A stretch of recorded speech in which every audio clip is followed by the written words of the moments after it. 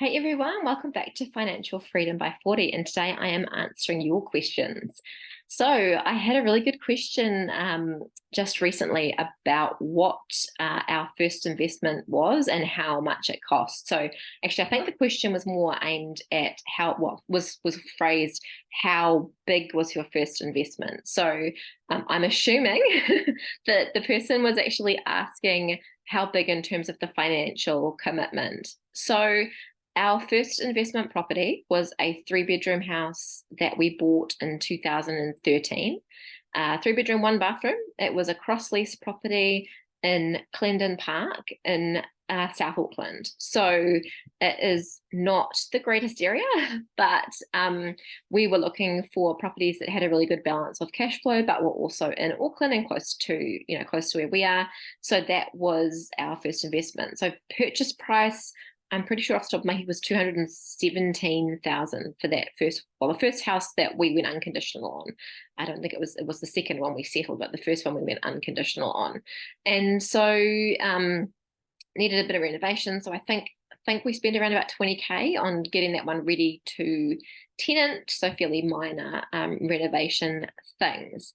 But I know whenever I talk about the price of houses, that when we bought a lot of our houses, they were in the 200s, and the most expensive property we bought was the one in Hamilton with the 2 units, which was 300 and just over 300. I can't remember exactly. And then we spent the money converting the minor dwelling and renovating the front house a little bit. So, but I know people always say, well, you can't do that anymore. And yeah, I totally appreciate that it's going to be, I don't like to say impossible, but probably impossible to buy a three-bedroom house anywhere in Auckland for $200,000. But it's not impossible to buy an investment property in New Zealand for similar numbers to what we bought some of ours for. So that if you only have a fairly small budget, there are still options for you, and particularly in the region. So I wanted to just share my screen because I started to have a little bit of a look on Trade Me, and I noticed that there are still properties that are selling in that sort of couple of $100,000 or listed in that couple of $100,000 mark. Now, I'm not saying you should buy any of these particular properties, or that the numbers work, or that they're structurally sound, or anything like that. But what I'm saying is there are places that you can buy, like here are 2 units. So the inquiries are over 255. I'm going to assume that's per unit. If you're looking to buy a rental property, if you just scroll through Trade Me, I was looking the other day at houses under 400,000, and there's quite a few. So, oops. So yeah, you just have a look through Trade Me and put your numbers in of what you can afford, and see what is available. Whoops, I didn't mean to click that. So a lot of them will be sections. So you could sort of sort it. One of the things that I do sometimes, just to limit it down a bit, will be to sort by bedrooms, because that should eliminate your sections. So if we go from 1 bedroom, hopefully that will limit our numbers down a little bit.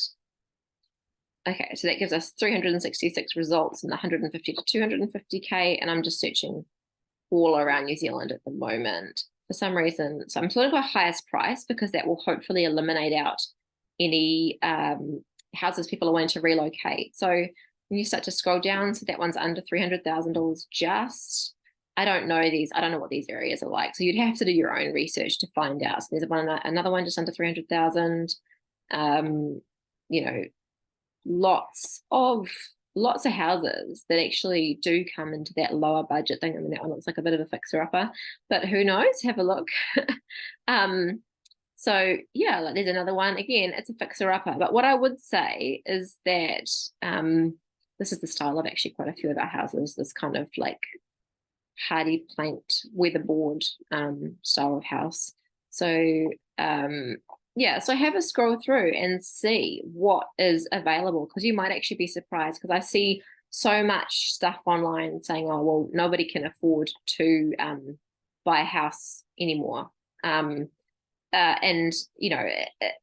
it can be really hard now, because the house prices have gone up significantly since we started investing around 10 years ago. We certainly wouldn't be able to get as many as quickly as we did. But as you can see, there definitely are options available. So, you got to get in there, you got to do your research, find out if these are actually good places to buy rental properties, and see what you can find, because there are opportunities.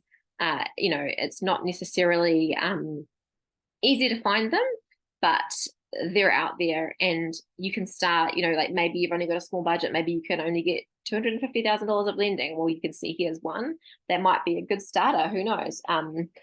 It's under offer, but might be a good way to start. You can buy that house, you can renovate that house, you can rent it out for a few years, see how it goes. You might find out that, further down the track, you can get more lending, or you might sell that one and then, upgrade to a slightly bigger one. It's like, you often hear of people doing, you know, buy a boat, like paint it, sell it, buy a bigger boat, that kind of thing. So, you can hold on to it for a while, and then, if your circumstances change, you might find that you can do another one, or that you sell it and you keep growing. So there's so many options, and you just have to have the right mindset and realize, oh look, there's a cool one.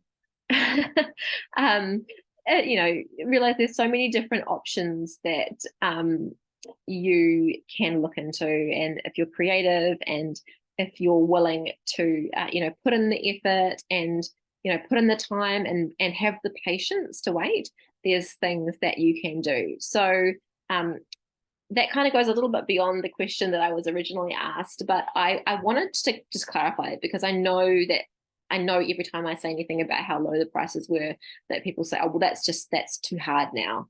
And it just isn't. It's just different to what it was. It's harder, but it's not possible. So I hope that was helpful for anyone that is looking at getting their first investment. As always, if you have any questions, feel free to drop me a comment, and I'm happy to do another video. And also remember to hit the subscribe button so that you get all of our updates. Otherwise, have a great day, and I'll talk to you again soon.